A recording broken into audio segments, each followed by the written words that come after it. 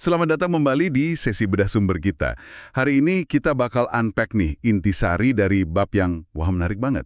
Bab 11, fokusnya itu soal gimana cara enhance penawaran Anda. Sumber kita kali ini kutipan dari bab yang judulnya Enhancing the Offer. Scarcity, Urgency, Bonuses, Guarantees, and Naming gitu. Judulnya aja udah menjanjikan ya. Iya kan? Nah, bab ini tuh semacam pengantar gitu ke bagian yang lebih gede lagi. Yang explain gimana kita bisa leverage 5 tuas psikologis utama.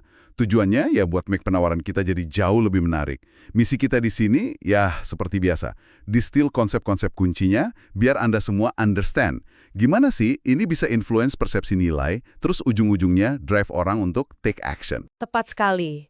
Konsep sentralnya itu yang penulis call the tarian hasrat yang halus atau the delicate dance of desire.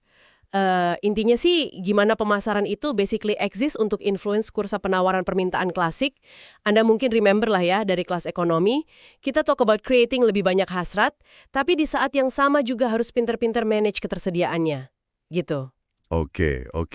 Let's unpack this lebih dalam deh. Ini sounds kayak, wow, ini inti dari banyak strategi pemasaran yang efektif banget ya.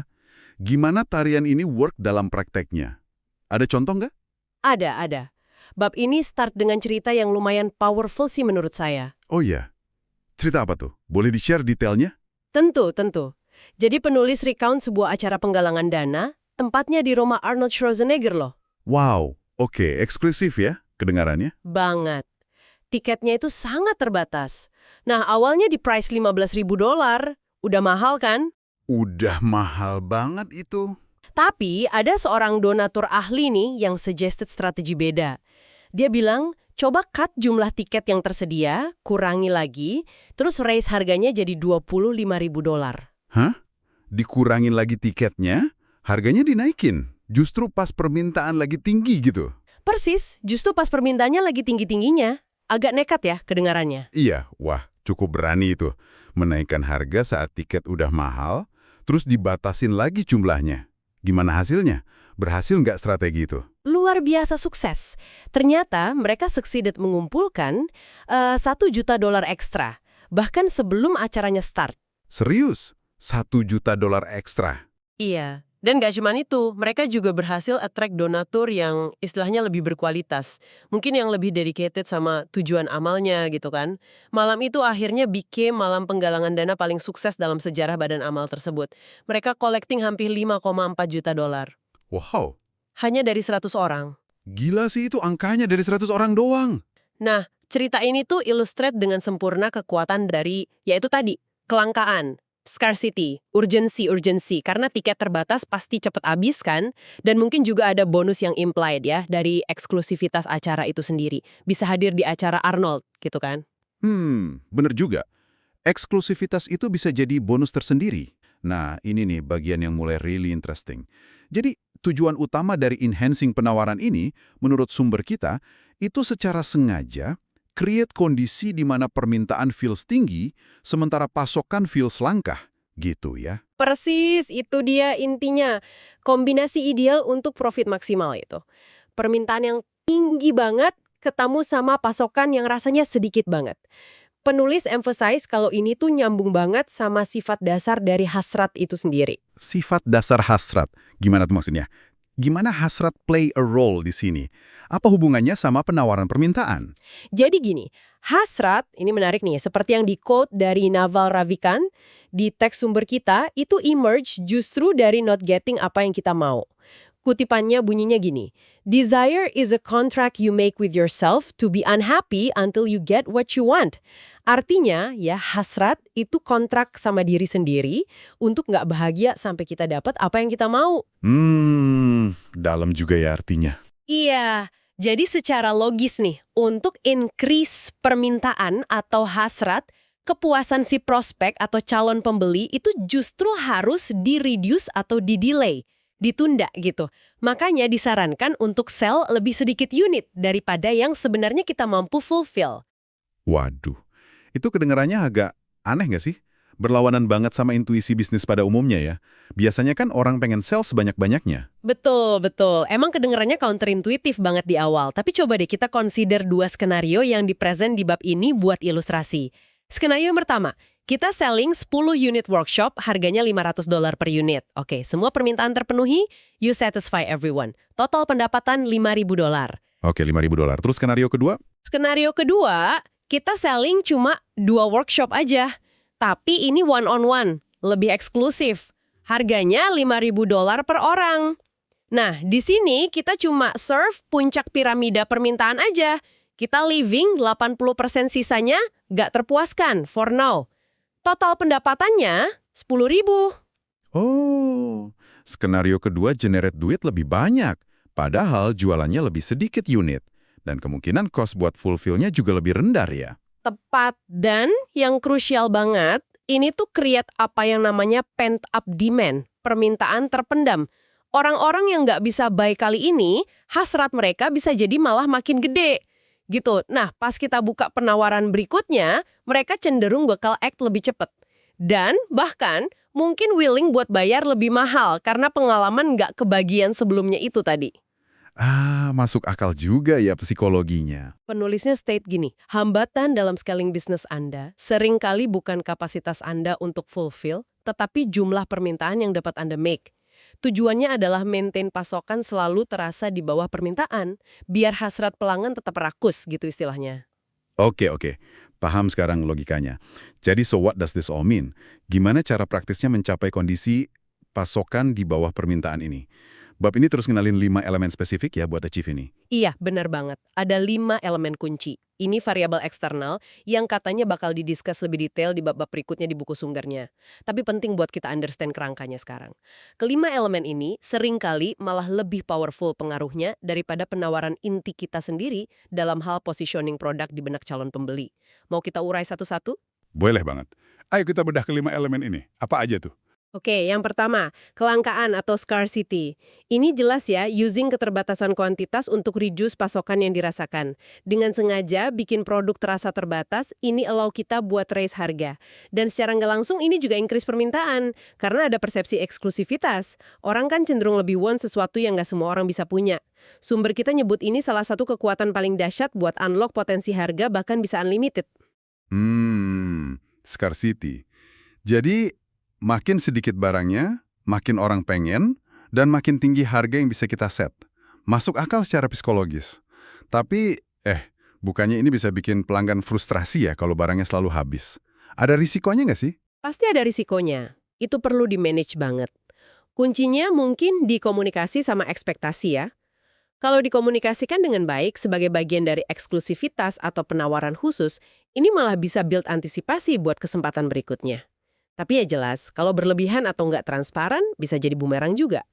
Nah, elemen kedua ini nyambung erat.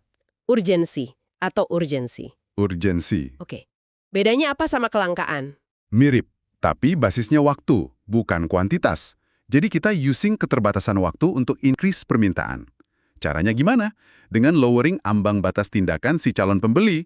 Mereka jadi merasa harus act now, sekarang juga, atau bakal kehilangan kesempatan sama sekali.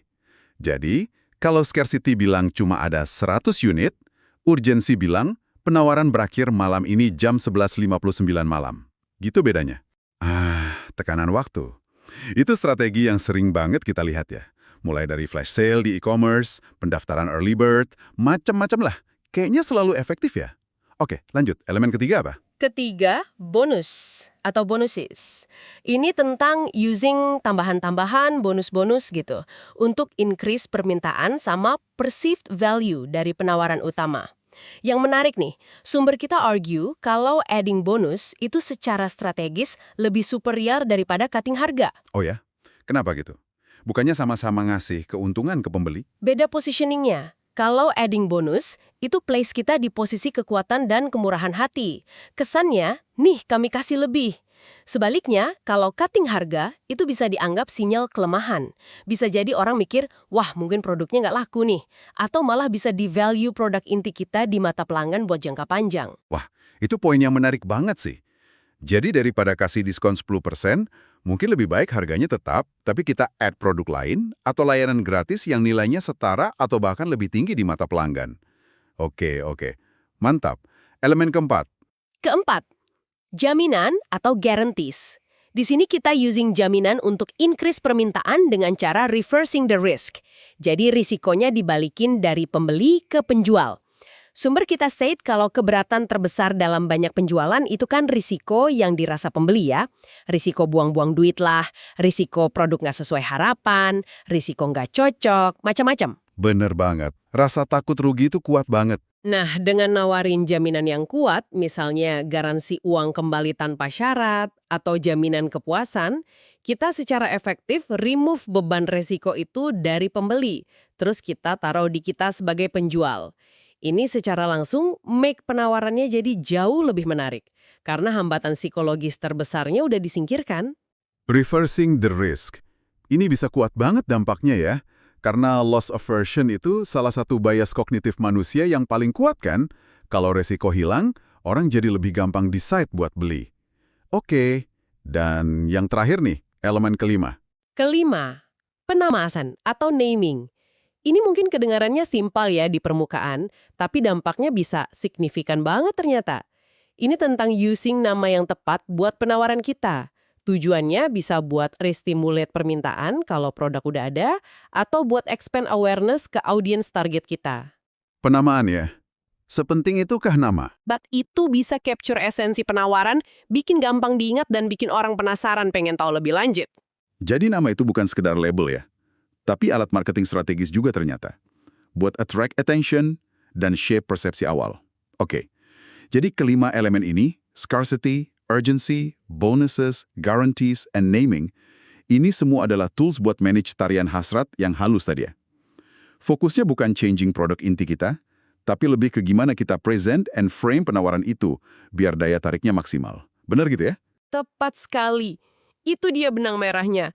Dengan managing dinamika penawaran dan permintaan ini secara strategis, pakai kombinasi dari elemen-elemen ini sesuai konteks, kita bisa create hasrat yang kuat. Kita bisa make pelanggan selalu want more, dan ujung-ujungnya ya maximize profit kita secara sustainable. Ini kayak kerangka kerja strategis gitu buat enhancing daya tarik penawaran kita, apapun yang kita jual atau tawarkan. Intinya di psikologi persepsi nilai. Wah, oke. Itu tadi kupasan kita yang, wah lumayan dalam ya soal konsep-konsep inti di bab 11 tentang cara enhance penawaran. Kita udah see gimana cerita Arnold Schwarzenegger tadi illustrate prinsip-prinsip ini dalam aksi nyata. Terus pentingnya managing hasrat dengan sengaja limiting kepuasan langsung buat build permintaan jangka panjang. Dan 5 tuas spesifik tadi, kelangkaan, urgensi, bonus, jaminan, sama penamaan. Iya. Kunci utamanya sih pemahaman bahwa bagaimana kita frame dan present sebuah penawaran itu seringkali bisa sama pentingnya atau bahkan lebih penting daripada apa yang kita tawarkan itu sendiri. Semuanya balik lagi ke gimana kita influence persepsi nilai dan secara sadar manage dinamika permintaan penawaran buat achieve tujuan kita. Nah, sebagai penutup nih, mungkin ada satu pemikiran buat Anda renungkan. Setelah understand kelima tuas ini, kelangkaan, urgensi, bonus, jaminan dan penamaan, gimana ya caranya Anda bisa mulai apply setidaknya satu aja dari 5 ini? Bahkan dalam skala kecil dulu aja, untuk enhance nilai yang dirasakan dari apa yang Anda offer. Mungkin di bisnis Anda, proyek sampingan, atau bahkan dalam interaksi sehari-hari pas perlu meyakinkan orang. Sesuatu yang bisa Anda eksplor lebih lanjut deh. Pertanyaan menarik buat dibawa pulang tuh.